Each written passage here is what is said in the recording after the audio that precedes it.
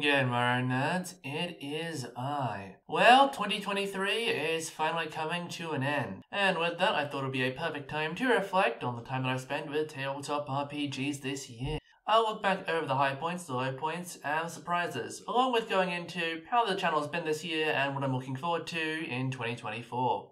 But before we go any further, I do have 3 buttons that I'd really appreciate it if you clicked, those being like, subscribe, and the bell for notifications. If you do, it really would be my highlight of 2023.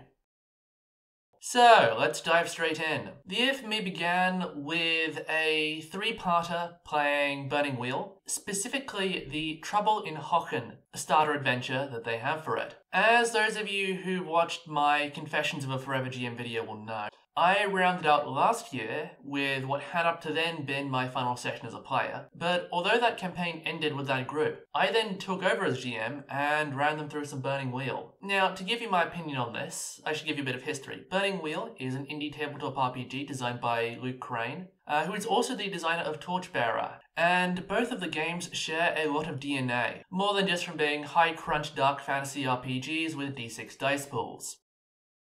That being said though, Burning Wheel is a lot more complicated. Torchbearer is still fairly complicated. It has 24 skills on its sheet if I recall, with plenty more being in supplements. But Burning Wheel takes that up to a whole nother level with, 200?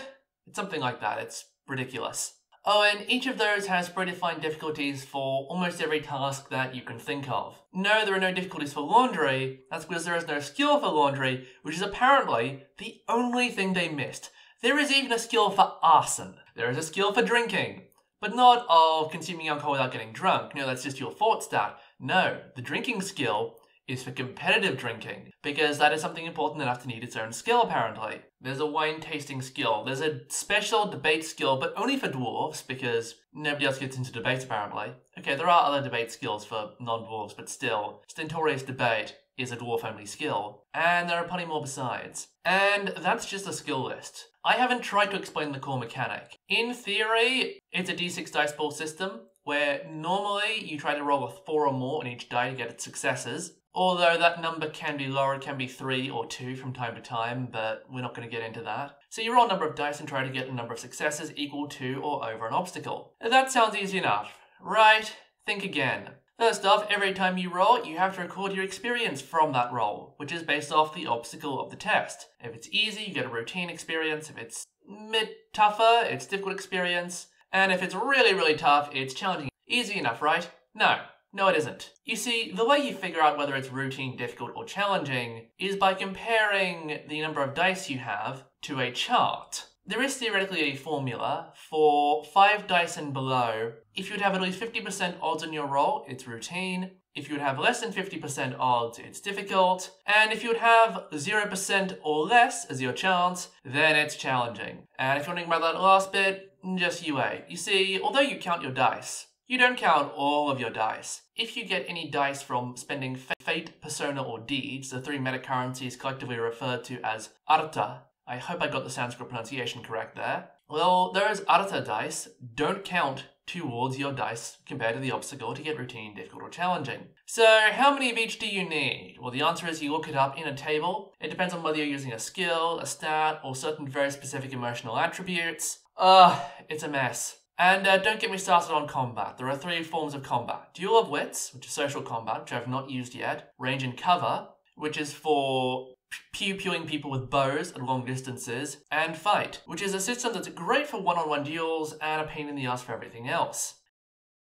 So, why would anyone suffer through Burning Wheel? Because if you can make it work, and that's a big if, it's actually pretty amazing. It's a lot of fun. There is a lot of crunch to dig your teeth into, and to play around with. The sheer number of skills does provide for good roleplay opportunities, and it encourages tactical thinking. The fact that having too many dice makes your chances too easy, which reduces the amount of experience you get, also means that just pursuing every advantage all the time isn't necessarily helpful. So while it's a very tough game to get through, and after my first round of Fight, I asked my players for this simple favour. If I ever saw Luke Crane at a gaming convention, I asked him to restrain me. Now, after an entire session, the next session, of just doing Fight, I got over my hang-ups and actually started to figure it out. It's difficult, but you get through it.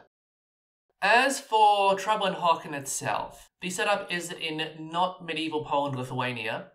You're a group of adventurers who are invited to a village to deal with some disturbances, including but not limited to a suspicious number of failed harvests, some very suspicious religious activities by the villagers, and a very big scary thing that you can see in the distance that I will not spoil because you should play the scenario for yourself. It's a bit awkward in the way that it's implemented. The scenario begins by encouraging you to follow the rules of the story as closely as possible. Unfortunately, that isn't necessarily always possible, so I was constantly having to adapt on the fly, and the very rigid structure of the adventure did not make that easy. Especially as someone who doesn't really run published material that often anymore. So yeah, that was difficult. But overall, it's a fun little investigation. There's some combat. There are some mysteries to find. It's a fun time.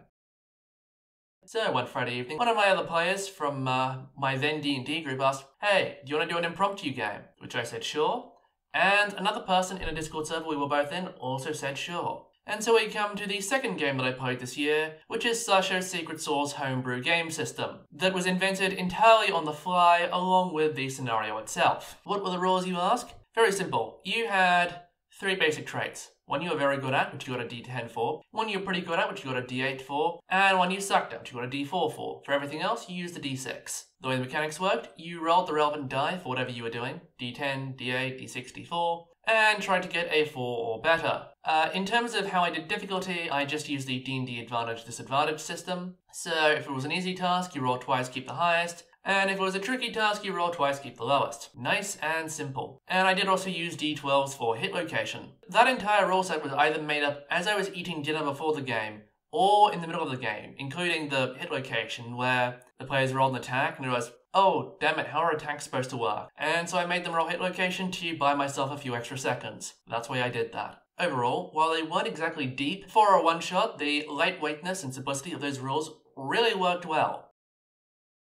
Mert, what was this one-shot, I hear you ask? Well, it was a pretty simple concept. The 2 players were working for the Royal Revenue Service, the RRS, and were sent off to a wizard tower to collect some back taxes from a rather sovereign citizen-y wizard. This devolved into a murder hobo adventure where they killed the wizard and then his dog. And then the characters got very, very sad. But it was all for memes. It was fun. We had a great time. The third game I'm going to talk about now isn't the third chronologically, but it's just the most natural place to put it. It's Dungeons & Dragons. Last year, I started up a D&D 5e campaign against my better judgment, and this year I went through and finished it. I talked about it in the reflection video that I put out about 6 months ago on this channel, so I won't go too far into details here, but the plot was pretty simple. It was meant to be a kind of episodic small adventures here and there kind of thing, but it turned into undead trying to take over the local area and restore their old empire. And the PCs trying to deal with that. And also bandits. And also freezing rain. And NPC companions who were meant to be on their side, but were kind of dickheads and kept getting into duels with them. This campaign also holds the record for the longest one that I've ever run, at 39 sessions. So, while I can't say that I have any more love for D&D 5e than I started it with, it was an accomplishment and I am proud of what I managed to do with that game. But as one campaign ends, so another begins, and we come to my current long-term campaign, Cyberpunk Red. It's my first time in a year diving back into the dark future, and it's been good. It's mostly with the players from the aforementioned D&D campaign, although we've had some people leave, some people join, but it's close enough. As for the campaign itself, we aren't actually in Night City, we're like 180 miles southeast of it, in Sin City, which that's what my players decided to name it. So despite Cyberpunk traditionally taking place in a high-tech urban sprawl, with things like phone signal, and choices of places to drink. In this campaign, only one character has an agent, which is built into his car. There is no electricity at night because the solar panels don't work at night. And the only thing you get to drink is the tears from having your car destroyed. The campaign got off to a bumpy start, I will say. The third mission, which was meant to be very social interaction and negotiation focused, fell to pieces. One, because I'd been expecting to have at least some sort of face character, and didn't due to people leaving and then replacements not arriving when I thought they would. And also because I made the NPCs way too powerful. I will admit that. if he gives me permission, I will show you one of the memes that one of my players made about that particular adventure up on slide right here. If he doesn't give me permission, then rest assured I will kill his character out of vengeance.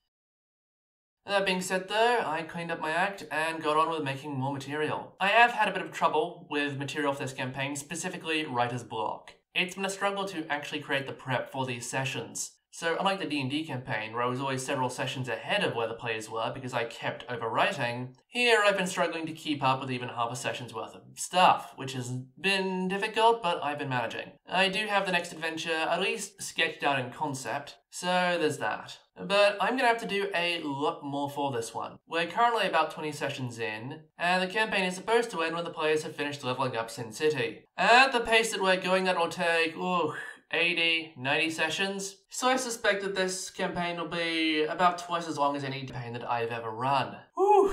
Well, at least it'll be fun. I'm gonna be honest, I really do enjoy the Cyberpunk Red mechanics. The combat system is probably my favorite in any tabletop RPG. And while it certainly is light on mechanical support for, role-playing social interaction, the sheer awesomeness of the setting more than makes up for it. So yeah, we've been having a lot of fun, zooming around the desert and getting into shenanigans. And here's hoping in 2024 that that'll continue.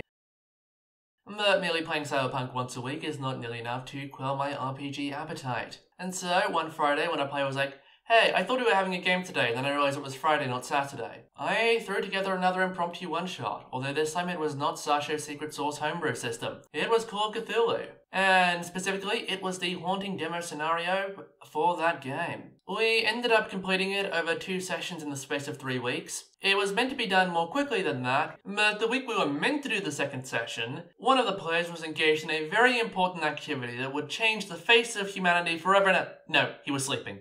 He was just asleep. So yeah, we had to do the sessions 2 weeks apart.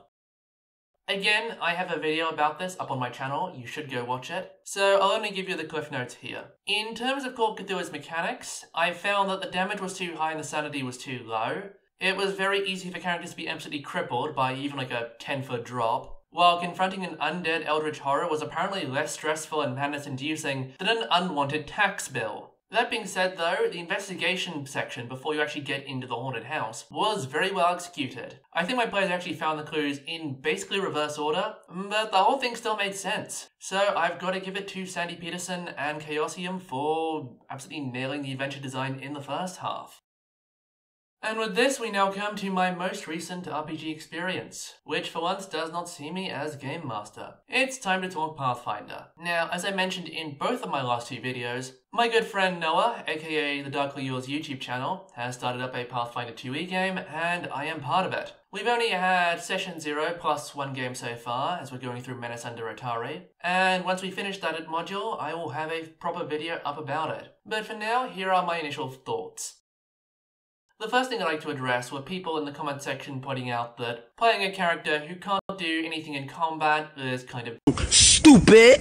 To which I say yes, but 1, it's my character, I get to do what I want. And 2, nothing that I did with that character to make her purely non-combat was irreversible. I still have the 2 silver that I didn't end up spending on a dagger, and I can replace 1 spell per level in my repertoire if I really do need some sort of damage spell. Furthermore, at 3rd level as an angelic sorcerer, you get spiritual weapon, and at 5th level you get searing light. So sooner or later, I will be dealing damage whether I want to or not. The reason that I ended up going down this route was not so much because I wanted to be some sort of edgy high concept type, but more because I looked at the divine spell list and was a bit underwhelmed. The spells that kind of best fit the character's theme were things like heal, blast, protection, that felt the most angelic. The damage spells that you get as cantrips and 1st level spells felt very evil aligned and just didn't quite sit right with me, but spiritual weapon and searing light both seem good, so I'm fine with them. Your character doesn't have to be the exact same person from the start of a campaign to the end, and I have no intention of keeping her as a shrinking violet for this entire experience of Pathfinder. As for how the first session went, it was slow, chaotic, but a hell of a lot of fun. I found myself with plenty to do, first off in healing and second off in fixing everybody else's character sheets because there were various broken things on all of them and so I had to go around fixing them and explaining mechanics to people and whatnot. And, I always did make sure that since I'm a support, that I was always doing some level of supporting. And between trying to help teach people the system, trying to help people with their actions, and just generally me being naturally talkative, I am pretty sure that I ended up spending more time speaking than everyone else at the table combined, GM included. I am slightly embarrassed by this, but I meant well, you can say that much. And I always made sure that it was the other people making decisions about other people, not me. And especially that I was not doing any actual backseat GMing, and giving my good friend Noah the chance to actually do his job. I'm probably going to tone down the amount of talking and getting involved that I do in future sessions, but with the other players' character sheets now significantly less broken, one source of me constantly talking is soon to go away. As I said, we've only had one session, and due to the holiday season and the fact that it's not actually a weekly schedule, it's more like fortnightly, our next game will be on, I believe, the 8th of January, so I'll be looking forward to that. And with that, that is all of the RPGing that I have been doing this year. There have been a few other things here and there. I'm about 120 hours into Baldur's Gate 3. I started playing that the day after I finished the ChatGPT video. That was my gift to myself, and it's been a challenge, especially because, oh god, there are some very janky parts of that UI. But the story and the gameplay are great. The adaptation of D&D 5e is very faithful, and the changes that they have made are almost universally improvements, so I'm quite happy with that. And the story and characters are absolutely brilliant. Thank you. I'd also like to give a quick shout out here to the composer and my fellow Bulgarian, Borislav Slavov, and the absolutely brilliant music that he has composed for this game. Also, just a quick request to not put spoilers for Baldur's Gate 3 in the comments section.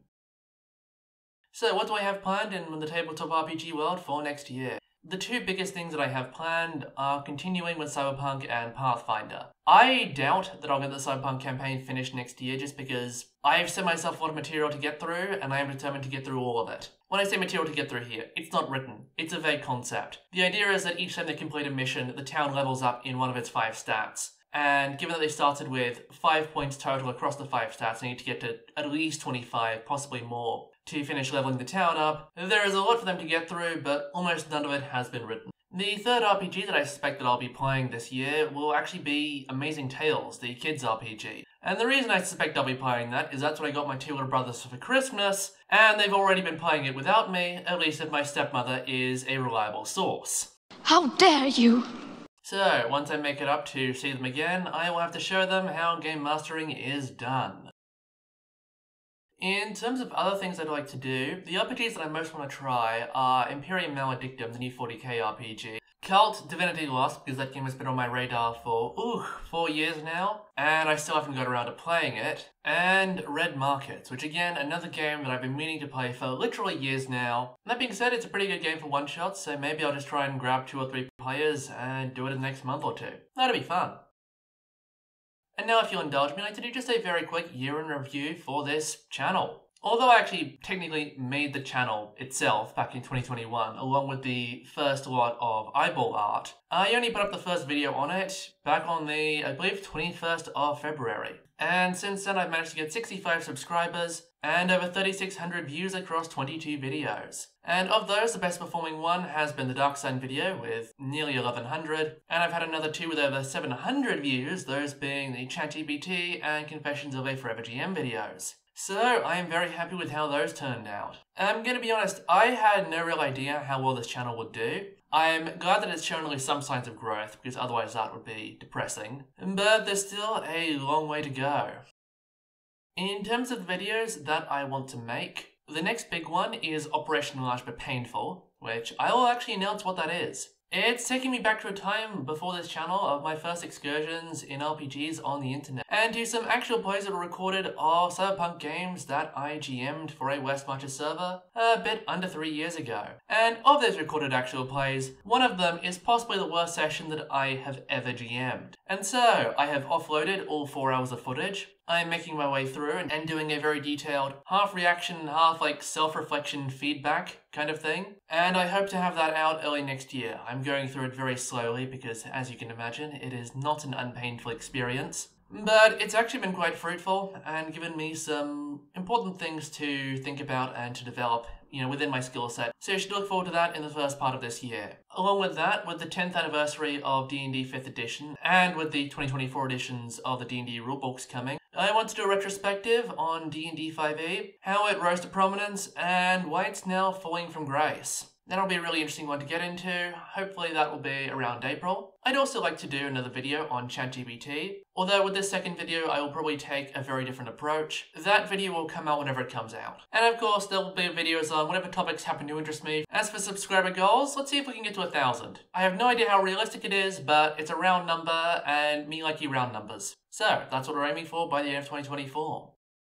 And with that rather ambitious statement, it's time to wrap up this video and wrap up 2023. Thank you all for watching this video and all the other videos on this channel. I am so grateful for all of you, especially those of you who make it to the end like you clearly have. Watch time is a really important thing for YouTubers, so the more you watch, the more it helps us, the more great videos you can get. If you enjoyed this video, then please like it, share it with your friends, and leave a comment down below. What's been your Tabletop RPG highlight of 2023? If you'd like to see more videos like this one, then please hit the subscribe button and the bell for notifications. It really does help the channel, especially with that 1,000 subscriber goal. Now, I've been playing Baldur's Gate 3 for a bit over 3 months. I'm 120 hours into the game, and I still haven't finished Act 1. So I'm off to go do that. Ketheric Thorm awaits, and I'm sure he is getting impatient. Once more though, thank you all so much for watching, and until I see you next year, farewell.